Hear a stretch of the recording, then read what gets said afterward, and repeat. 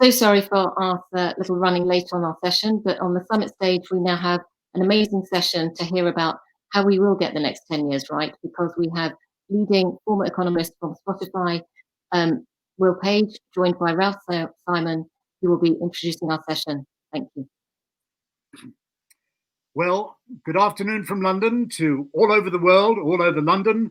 We're very pleased to present a really interesting session today, Recovery Economics and Social Change in Our New World. And with our special guest speaker, we'd like to welcome to the stage here at CogX, the great CogX. Please give a warm welcome to Will Page. Will, leading economist. Hello, Will, welcome. Great to see you here on the CogX stage. Welcome. Thank you so much. First time here, and it's an honor to be interviewed by you. Thank you. So, Will, first of all, recovery economics, you come from a long history in terms of looking at economics, particularly in the music space. You were recently the former chief economist at Spotify.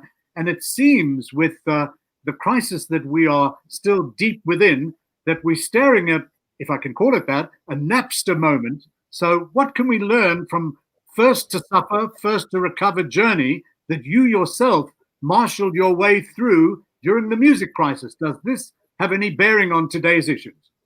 We can learn a lot. I mean, the first thing to report to the CogX audience today is that I noticed that streams of the REM song, It's the End of the World as We Know It, and I Feel Fine, have now fallen to pre-crisis levels. So we're all looking for data points at this conference. I thought that would be a useful one, suggesting the worst is finally over. But more seriously, I think what the rest of the world can learn from music was a journey of being first to suffer and first to recover. If you think about it, music has had a 20-year head start adapting to disruption. We woke up to Napster in May 1999, and we've basically been adjusting to that shock ever since. So what I hope we can draw out from this interview, Ralph, is, yes, music was the first to suffer and first to recover, but the rest of the world needn't spend 10 years making a mess of adapting to disruption. The following 10 years kind of correcting itself with disruption. Hopefully we can smooth the process out this time by transferring some lessons. So do you think that we can do this with more effective economic analysis? Give us some sense of what you think could be in our toolkit.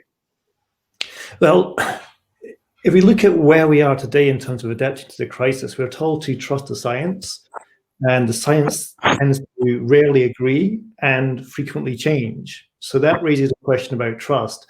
If I give you an example from my days working in government, I always like the example of a rise in crime stats and how people respond differently to that statistic, that data point. Crime stats are up. So if crime stats are up, one camp will think, well, crime is on the up. But another camp might think, well, perhaps we're getting better at catching criminals. It's a very interesting way to kind of begin to think about the state we're in. What are the data points that matter? And what are the data points that don't? And how can we grab onto those data points that matter and let go of those that don't? If you look at fatalities over infections, it's very, very hard to understand how to make sense of these metrics. It's like dividing fog over noise. If we increase testing, we should see an increase in infections, just like we saw an increase in crime stats if we have an increase in policing. So these supply side effects, these behavioral effects, I think are missing from the debate. The other thing, which I think is a really important consideration for the audience here, is as the economy recovers, and there are signs of a recovery now, what type of recovery are we measuring? We're using video conferencing right here, right now to get to an audience. What is the contribution of Zoom to gross domestic product? It's an interesting question. We know its market capitalization is worth more than Airbus at the moment. But what's its contribution to GDP, given nobody's paying for the actual good? And this is something which really kind of frustrates me, in that the digital economy is everywhere. CogX knows that better than anyone. The only place where the digital economy can't be found is in government statistics. So what you're saying is, unlike, for example, the music message of you can't hold on to the old vine that is unsustainable or doesn't give you data, what you found with Spotify was that you had a lot of data that you could then look and measure against that would give you some form. But this notion of dividing fog over noise and this statistical problem that you see in government, do you think that instead of having the GDP of the economy, we need government and statistical analysis to look at the GDP of now? Yeah. So shamelessly plugging the book that I'm working on, which is basically about this topic. If we think about any part of the economy, what are we actually measuring? If we think about car sales, we know how many cars were sold in the UK last quarter. That's fine. That's been fine for many, many decades. But that doesn't tell you how cars are being used today. It's a transactional data point, not a consumption data point. I think this is the biggest lesson that Spotify's got to offer the world, is that we move from selling CDs. Maybe you purchased a CD, maybe you played it once, maybe you played it more than once, maybe you played all the songs more than once. Nobody knows, to a world of measuring consumption, where we can see how those songs are being used, where they're being used, the time of day they're being used. And I think that's the real thing that's missing from the debate now, is everybody's referring to statistics to inform the science. Let's step back and ask, what are those statistics not telling us? They're telling us what happened. They're not telling us what is happening. So will give us some sense with the anguishing over Brexit decision having been made. We're now moving towards that. There's the negotiation right now with Michel Barnier and fishing that seems to be dominating the approach towards working out a deal with Europe.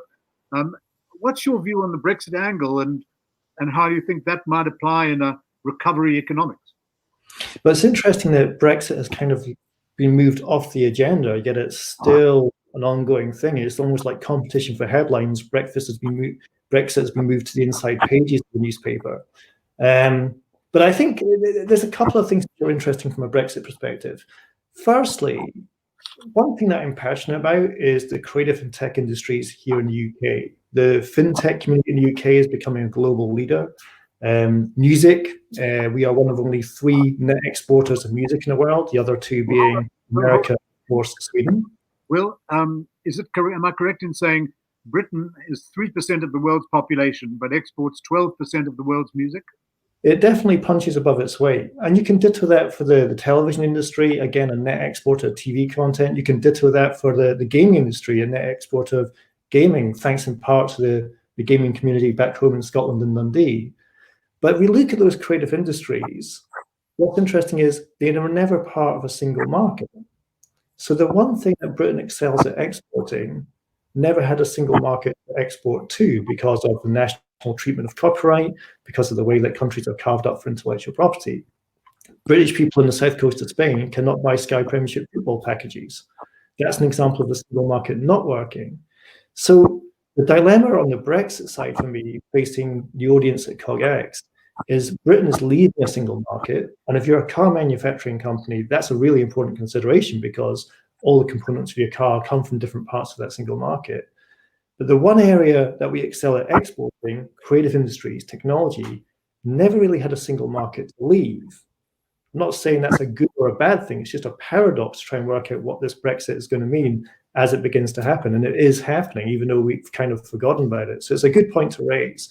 And it's a dilemma that the one area that Britain excels at exporting never had a single market to leave in the first place. It's a fascinating conundrum to try and solve. So really today, the creative industries in Britain, certainly a very leading integer of the economy because of the strength of film, television, particularly games. I mean, it's just so interesting if you look at the numbers today. If the global music industry is around $25 billion a year, the global movie industry is a little bit, well, about 4 times more than that. But the global games and esports business is even greater than film and television globally, because of mobile games and esports. And I mean, even something like Candy Crush, which was effectively engineered here in London, helped to completely change the dynamic, as does, of course, Fortnite, the phenomenon which really upended so much with esports. But that's all got a bearing on the British economy. Yeah, and you mentioned games there. I can kind of pivot from what's happening in Britain to what's happening globally with games. I think games are entering what I call a black swan moment. They really are. I mean, we've gone into lockdown in the month of March. There was a need for entertainment. There was a need for social interaction. If you just take an average daily scenario of kids gathering at the school gate after school to discuss what happened during their school day, you did that, I did that, generations have done that since. Now those kids do that on Fortnite. And it's just how the games industry has basically struck gold in terms of adapting to this real lockdown period. Just a few data points to throw at the audience there. The music industry was thrilled to announce 341 million subscribers to music services after 15 years of blood, sweat, and tears. 341 million. Well, good luck, because Fortnite's got 350 million. We didn't know what that was a few years ago. So it just shows the scale in terms of money. Streaming made about $9 billion last year for the music industry. The gaming industry did over $10 billion in the month of March alone. And in terms of attention, and Ralph, I'm passionate about looking at things from an attention perspective first and foremost. It's like a fork in the road. Who's winning attention and who's losing it? Who are the friends and who are the foes in a battle for our time? It's really interesting to think about the average daily time spent streaming music. Roughly speaking, is 1 hour, 48 minutes. A commute to work, a commute home, maybe some downtime by your desk. And then you look at the dwell time, the average duration played in Animal Crossing in the first month was 9 hours. That was the mean. The mean time spent playing Animal Crossing was 9 hours. So you can see how games are winning attention, games are winning users, games are winning money as well. So it's a real black swan moment for the gaming industry. And that's relevant for our CogX audience, trying to work out how this attention battlefield is going to play out. And Will, so if you look at a platform particularly synonymous with the games industry, Twitch, a subsidiary of Amazon, which now is the go-to platform and channel for participation, not just by the players who of course drive it, but people watching gamers playing games. Twitch really is a phenomenon. Yeah, and to add Twitch and TikTok and these types of gaming platforms, there's a great rule I have in tech, which is tech can't keep secrets, because all you have to do is look at their jobs board. And if you look at the jobs board of these companies, they're hiring into the music industry fast. So you've got the gaming industry with its ace card of winning attention, moving now into the music industry. If I can just roll back 2 months to the Travis Scott experiment with Fortnite, it was fascinating to see what happened to streaming numbers on music platforms after that experience. Tell us what the Travis Scott experiment was. Travis Scott was a very well-known American artist, decided to kind of debut his project on Fortnite in an interactive context. So there's a great quote from Vanessa Bakewell at Facebook, which is, "You go fishing where the fish are." Rather than Travis Scott play to his fans in arenas, because those shows can't happen anymore, he played to his fans on Fortnite. He went fishing where the fish were. And what you saw was a huge spike, massive spike in streaming volumes during the event. And as the event passed over, streaming fell to a higher level than it was before. So what Travis Scott has done has structurally impacted his performance in audio streaming by participating in the gaming industry. And that, I think, is going to be the tip of the iceberg for what we're about to see. Again, you start with attention and you follow where the attention has gone. And what Travis, Marshmallow before him, has done is they've played into the attention framework that gaming is one. And of course, this is also a further extension of the ubiquity of mobile devices, smartphones, which continue to play such an important role in commerce, in economics, in the future, and of course in recovery, which is what we're trying to examine in this particular session, and social change. But Will, here's something. Not necessarily to paraphrase Donald Rumsfeld, the former defense secretary in America, but in this modern world that we're in, there are known knowns and there are known unknowns in dealing with a crisis. What do we need to know more about? Give us your sense of that. So I love picking apart economic models. A good dose of simple arithmetic can go a long way. And I just think we need to factor in, there was change before the crisis. There may be more change during the crisis. So how much of that more change sticks after the crisis? I don't think we're working it through logically and accepting, if we use a simple example, the high street was in trouble before the crisis. That we can all agree. We were all complaining about our dilapidated high streets up and down the country. Now, anybody who did go to the high street to do their shopping has experimented with online shopping during the crisis. So the question you have to ask is, of all those new online shoppers, how much go back to the high street afterwards? And that's a very simple but easy way to start thinking through the known unknowns. Equally, when we talk about fatality rates, and I speak as someone who's gone through loss during the past few months myself, People die all the time. So how much incremental fatality, death toll have we seen during the crisis is not something we're discussing. And I think that needs to be brought into context as well. The key point I'm trying to stress here is there was change happening anyway. The crisis has accelerated change. Once it's all over, how much of that accelerated change sticks? My big gamble, and I know there's a lot of people from fintech on this conference, is that the acceleration towards a cashless society is going to be one of the biggest, most prevalent factors that we'll learn once this crisis is over. Sweden is already openly debating getting rid of cash completely. I've been going to Stockholm for the best part of a decade, and I've yet to see a single Swedish krona. I think you're going to see a cashless society happen a lot faster than would have been the case pre-crisis. So that'd be a good example of a known unknown, but being able to tease out the actual impact of the crisis on something that was changing. So, Will, here's a question for you as an economist and as a thinker of the future. Can a tech-driven economy recover faster than before? And A, can it be measured? But where we have so much technology looking at the recovery, will capitalism, in a sense, be more resilient because of the bulwark of all of the technologies that are supporting it? Just for example, looking at the way that WhatsApp as a platform of communication and basically allowing things to happen and move, do you think that we can recover faster than we would have done in, say, an earlier recession or an earlier major global crisis? Yeah, this is a great question. Let's peel it apart a second. Again, just building on what we previously discussed, change was happening in a way. How much of that change has been accelerated and how much sticks? So you mentioned WhatsApp. If I could just add Airbnb into this conversation. Yeah. Fascinating, by the way, to learn yesterday. I'm not sure if the audience noticed, but Airbnb reported increased, this is not a typo, increased bookings in America this year compared to last year. Can you believe that? Airbnb reported an increase in bookings in America. So if we look at Airbnb, now you've seen the value of their company go up.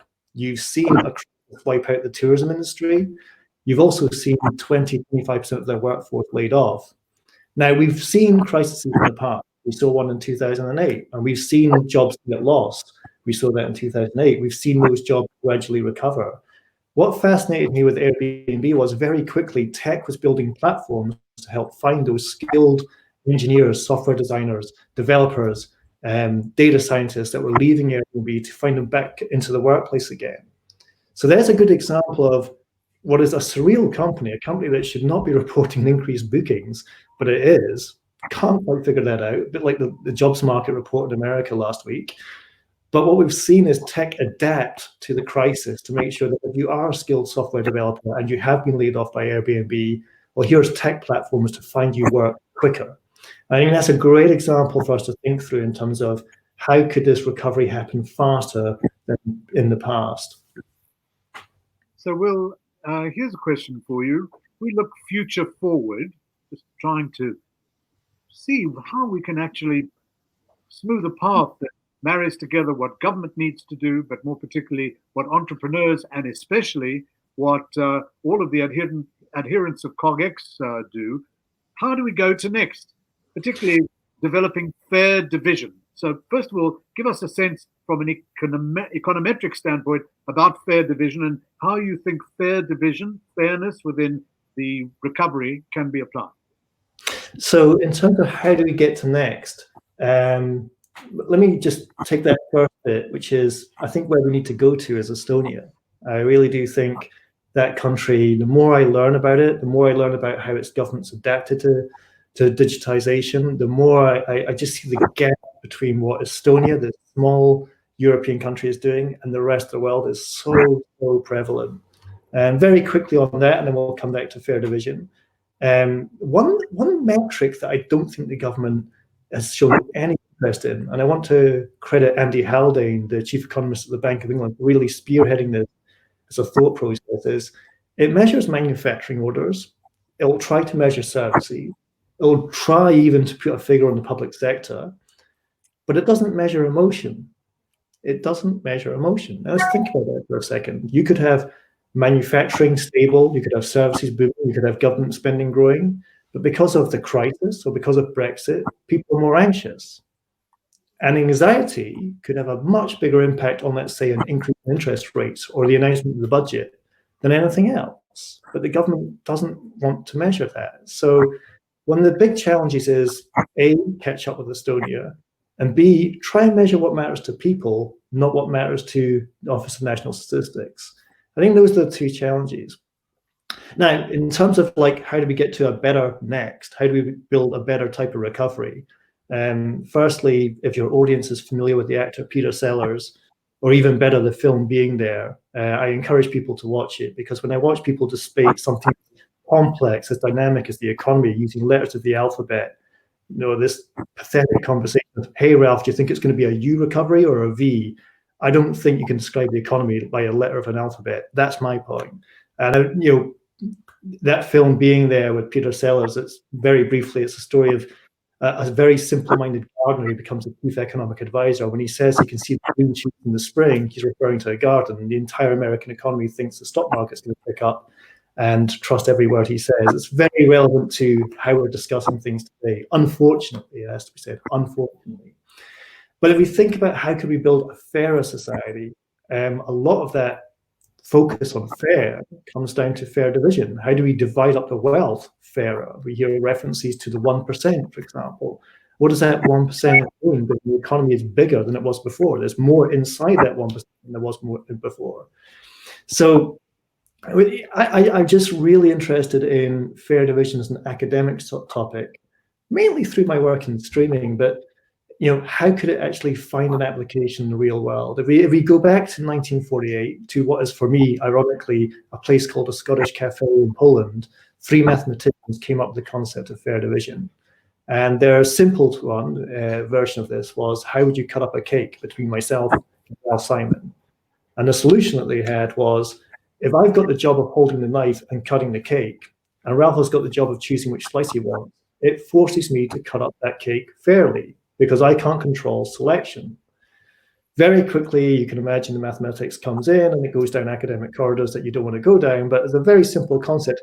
How can you make fair division fair? And you know, I'm really encouraged by signals that fair division, which has been lost in the academic corridors for decades, could finally, thanks to AI, machine learning, computer science, finally making a breakthrough to come into the real world. There's one site that I'd like to point the audience to, which is called Spliddit, SPLIDDIT, Spliddit, built by an Israeli-American based at Carnegie Mellon as well. And it's using computer science and theory of fair division to make it scalable for all use cases. So for example, there's students on the call. You've got 4 students in a flat. How do you split rent? You know, one person has a bigger room, another person's away at weekends, all these different motivations and preferences. How would you establish fair division? And that site will do it for you in 2 or 3 clicks using proven mathematical theory. And it's just an idea. This is a conference for years, but I just want to remind people that fair division has been lost. And I got to believe that it could be coming back. So when we talk about how do we build a recovery, how do we get back to a better place? Well, face it, Ralph, we're not going to measure the recovery by looking at pollution levels, but we might as well, if that's where we're going to go back to. I would like to measure something else. And fair division would be a great concept to see become part of the dialogue in the future. It's definitely a key concept that CogX could debate this time next year as well. Great, measurable. Okay, here are 2 interesting questions that have come in from our live audience from all over the world, all over the UK, and all over people's thinking. So the first is, people were really interested to hear about what you'd said about a cashless society. So Will, do you think we'll see a further rise of the challenger banks, the digital banks, over the big banks? Yes, yes, underlined yes, exclamation mark. If I look at Revolut, and I'm more than 95% confident that there'll be people from Revolut on this conference call, I think they're there. Just like Spotify in 2012, 2013, the company had crossed that many hurdles, solved that many insurmountable problems, there was no going back. And you could see that in the investment psyche of the company. You could see that in the management direction of the company. I think companies like Revolut, Starling, Monzo, people have been doubting them for years. It's like the boy who cried wolf. And I think now, not just those 3 companies, I'm reluctant to pick winners, but now you've got such a collective fintech here in London that they've not crossed the finishing line, but they're definitely not going back to the start. So if we think about what's happening in fintech now, the concept of cash and the behavior that concept of cash brought with it is going to become past tense. And it's going to bring a lot of benefits. It's going to bring an awful lot of benefits. I think the move to a cashless society can accelerate the move to a digital government, for example. And if we think about transport payments, pensions, welfare payments, etc., I think there's synergies there as well. So, I'm really confident that what especially London built with its fintech community is here to stay. And B, I really hope the benefits of a cashless economy spill over into the role of the government as well. So here's an interesting question. If we ask ourselves, could the future be better than the past? Here's the question. Do you think we'll see people flying again, going back to business travel, or will we see the increased use of Zoom, working from home, obviously, business meetings and so forth? I mean, I'm just interested in hearing your views, particularly about airlines. The airlines have had some say, catastrophic result from the last 3 months of the pandemic, and only gradually starting to get back into some kind of operational effectiveness. What's your view on people flying again? And give us a sense about what the airlines have to do from an economic basis in terms of changing the seating to allow for the new regulations. Yeah, so with airlines, just one reference to stock crises. Had you invested your entire wealth in airlines a week and a half ago, you would be 4 times better off today. Like, they have just rocketed. Very interesting, not to digress from your question there, when Warren Buffett offloaded his airline stock, it created volatility. And volatility, as everyone knows, is a fantastic thing for hedge funds and investors. So just plot any airline stock on a chart, and it's quite, if you want to see a V where the end of the V is higher than it began, look at an airline stock in the past couple of weeks. So that's been very, very important. And that sends a signal to me that the airline industry is not going to go to the wall. Somebody must have known, a lot of people must have known, that the airline industry got the green light from governments around the world and said, we're going to get you back in the sky. So hopefully that kind of summarizes what happened with the stock price. Then we think about airline economics. It's interesting, the old expression, the first 10 rows pay for the plane, the next 90 rows lose money on the plane. What happens when those first 10 rows aren't filled up anymore? I think that's where, as an economist, I bite into how does this industry adjust? The other thing I would add to that is, again, going back to that key point I want the audience to consider, what change was happening before the crisis, what change was accelerated since, and how that change sticks after. We've got to go from A to B to C. There was a trend in the airline industry I was noticing where people were really willing to pay for bargain flights. So using low-cost carriers like Norwegian from Gatwick to New York, which cost less than it did back in 1995. They were willing to pay for luxury flights, Singapore Airlines and the Emirates doing better than ever before, but they weren't willing to pay for the flights in the middle. This is a big theory of mine, which I'm going to be exploring in the forthcoming book, which is how things go to the extreme. Rather than convergence to the middle, they go to the extremes. And that was happening before the crisis. So if you're British Airways or Cathay Pacific, British Airways, by the way, is the world's 26th favorite airline. We used to say they were the first, now they're the 26th. They're kind of caught in the crossfire of being stuck in the middle. So people are willing to pay for a luxury, the thrill of a luxury. They're willing to pay for the thrill of a bargain, but they're not willing to pay for what lies in the middle of that proposition. And that's a really important point. Full disclosure, I'm no expert on the airline industry, but I'd like to hear the experts apply their observation to how this crisis is going to be relieved and how those planes are going to get back in the sky. Just on that one last point, Ralph, is that observation of people willing to pay for the thrill of a luxury and the thrill of a bargain from the airlines to the high street. There were a lot of people willing to shop at Waitrose and Aldi, but not Sainsbury's. All right, different question, but it's just that same thing of pushing to the extremes. And here in my home, there's 4,000 vinyl records. I'm willing to pay for streaming and also pay for vinyl. A lot of people are.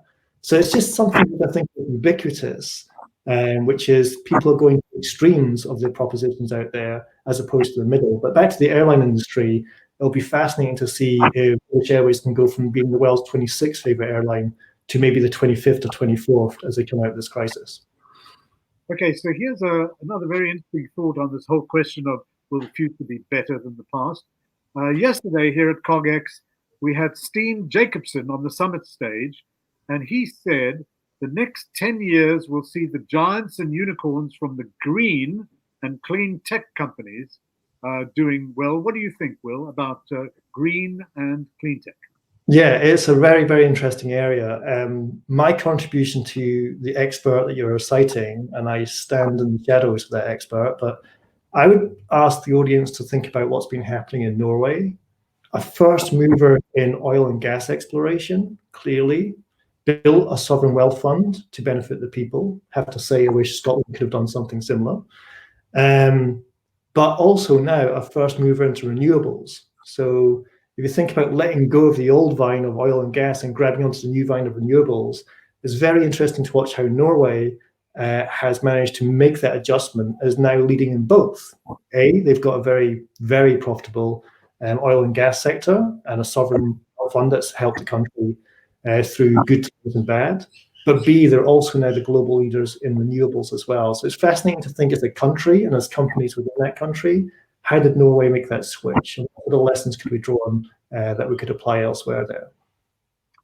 So, Will, here's another question we have. Do you think that we'll see a bigger division of society as we get into recovery, or do you think that technology and all of the benefits of widening technology that tinctures democratic process will actually see, I guess, we looked at that a little bit about fair division, but do you think from a societal point of view, we should be more optimistic than pessimistic? It does come back to fair division. Thanks for flagging that. When it comes back to what are you measuring with fair division? If you have two kids, kid one, Will, and kid two, Ralph, and you had 10 marbles to share, what would be the solution? Give each kid 5 marbles. What if kid one, Will, already had 10 marbles in his pocket? Now he's got 15. Is that fair? You know, I don't want to get lost in the mathematics of fair division, but I do want to highlight how do you put the letters ER after the words fair and turn fair into fairer? It's a very, very complex course. Now, if we're measuring inequality, let's think about it for a minute. What are you actually measuring? Is it income levels estimated by the Office of National Statistics based in Wales, based on survey data? What if I'm earning, let's say, £40,000 a year, and you're earning £60,000 a year? Well, you're 50% better off than me. There's our inequality gap. What if I've got a stock plan which is worth $2 million and you've got no stock at all? What's fair? What did we measure there? So I just want to really illustrate the definition of fair is complicated, and there's a lot of things happening outside of what's being measured that matter more than what is being measured. One last thing there, you've already seen New Zealand, which has come out of lockdown, openly talk about a 4-day week. I think that's fascinating. Benefits and costs. I mean, we can't just jump on it because we like the idea of working less. But it does raise a bigger question, which is if technology allows me to do more in less time, and I choose to work less time, and perhaps decide to learn Spanish or read the combined works of David Hume in that free time, then that's bad for the economy. That's bad for productivity. You're getting less output from me, but it's good for my welfare because I'm learning a language or learning about a great philosopher. So what matters, productivity or me? And I think that crossroads can't be ignored anymore. It really can't. But maybe it's working towards us being more interested in we than me, which hopefully is something that will be driven by this. So, Will, here's something. You've got a book that you're busy finishing at the moment that you've been writing for the last few months since you left. Till 3 a.m. this morning, Ralph, till 3 a.m. this morning. 3 a.m. this morning. Well, you certainly are industrious, and the productivity levels in your brain are certainly not sliding. But the book deals with disruption and about what you've framed as Tarzan economics. Would it be fair to say that we're all experiencing our own Napster moments due to the crisis? What do you think? Yeah, I think we are all staring at an Napster moment, and it's just, can you see yours? For all the people in the audience, what is happening now that is on a par with what the music industry woke up to back in May 1999, when you yourself, Ralph, were in the music business working within the labels? I mean, you know this more than anyone. And it's fascinating to think about what can we transfer from the 2 decades that music's gone through to a wider audience? The origins of the book actually are interesting because for 15 years, the newspaper industry were laughing at the music industry. You're dead, you're dinosaurs, you're suing the customer, you're suing the websites, you're digging your own grave. And then I started to notice that I was getting inundated with requests to attend their management offsites and basically explain how we got out of our mess. And that was just a very simple process for me to realize we're not alone here, but we have a 20-year head start on everyone else. So the purpose of the book, therefore, was to work out what are the 8 principles, 8 lessons that I can teach. My passion is teaching economics. Ever since my dad taught me how to teach economics from the age of 11, I love transferring knowledge to people who A, don't think they're going to understand it, B, don't want to understand it, but C, have to. And I want to transfer 8 lessons in pivoting through disruption to help everyone else not make the mess of it that music made for the 2 decades that we went through. So disruption is tricky. No one's claiming it's going to be easy, but it doesn't have to be a 20-year journey. And back to the discussion we had earlier about Airbnb, those software developers that were made redundant have used technology to find work in minutes or hours or days as opposed to being unemployed for months. That's a great example of why we can be optimistic about how we come out of this mess. So if I show you this sign, I wonder if you guys can see it without a glare on the laptop. Let's just try and see if we can make it. Yes, that's a sign. You can see it there, Will. Yeah. That's a dictum that we should be applying as we move forward in our recovery. But, there was, I think it was a Scotsman by the name of William Gibson who coined the term cyberspace and who famously said that the future is already here. What do you say about that? Well, William Gibson, remarkable fellow, would encourage everybody listening in to read up on his life and his works. But he said, the future is already here, it's just not evenly distributed. I think in a matter of 20 odd words there, you've got such a profound statement. I mean, there is copious amounts of conferences, books, blogs about future gazing, but in 20 words, he really captured it. The future is already here, it's just not evenly distributed. We've discussed fair division. I bet you that's the first reference to the 3 Polish mathematicians that CogX has ever heard. It's time to start discussing distribution. And with respect to that, I'd like to think, the audience should be asking themselves, if the future is already here, but not evenly distributed, what is it we need to change? Is it the future or is it the distribution? And if we think about a cashless society, if we think about working from home, if we think about even gentrification, we're seeing CEOs of banks here in London and in New York saying, I don't need that tower in Canary Wharf anymore. That's fascinating. A tower could be vacant. So what happens with gentrification? Do the bankers move back out of areas that they priced out of the market so the artists can move back in? So, everywhere you look, I ask you to keep in mind that William Gibson quote, the future is already here, it's just not evenly distributed. And ask yourselves, what is it you're wanting to change, the future or the distribution? And if it's the future, well, that's one for the tech to resolve. If it's the distribution, then I just ask people to start thinking about those 3 Polish mathematicians who came up with fair division.